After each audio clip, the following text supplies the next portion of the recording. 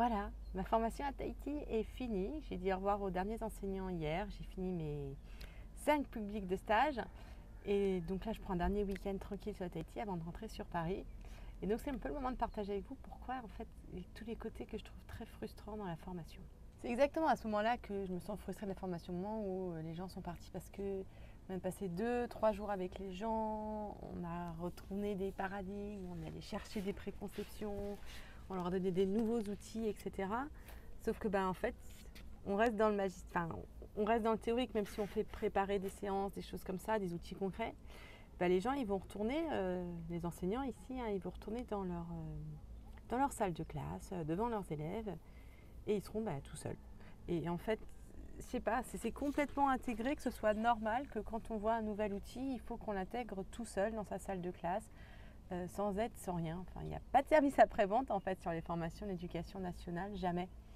Et en fait, sauf que le vrai apprentissage, il se passe sur le terrain.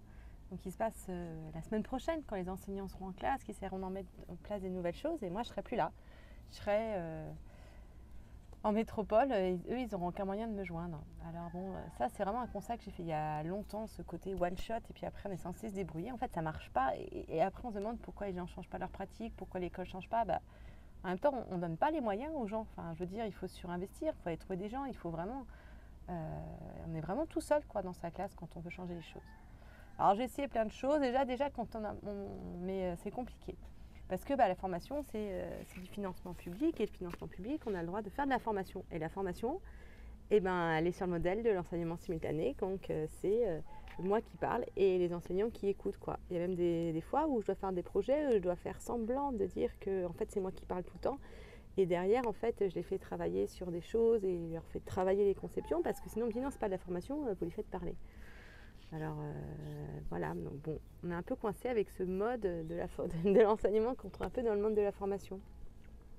C'est aussi pour ça que j'ai fondé mon organisme de formation, pour pouvoir justement sortir de ce modèle qui est très une fois puis on s'arrête. Donc aujourd'hui, maintenant, j'accompagne des établissements, donc pas des enseignants mais des établissements sur la durée. Mais même ça, c'est compliqué. Les chefs d'établissement, ils ne comprennent pas qu'une formation, ça dure plus d'1 an. Quand on veut changer des choses, ça prend plus d'1 an. Donc là, j'arrive à faire plusieurs formations sur l'année, avec des visios, où on peut parler des choses comme ça. Mais encore une fois, c'est très très compliqué à financer, puisqu'on dit, mais c'est pas de la formation, c'est visio.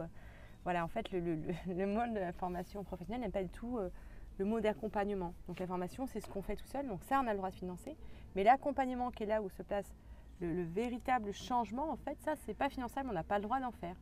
Donc en fait, on tourne sur la tête. Voilà.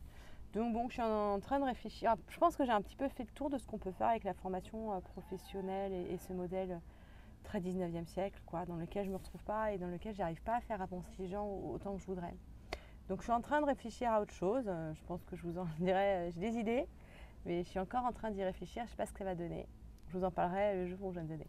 Et en attendant, je vais passer un week-end à Tahiti et demain, je prends une journée pour moi. Je vous raconte ça demain.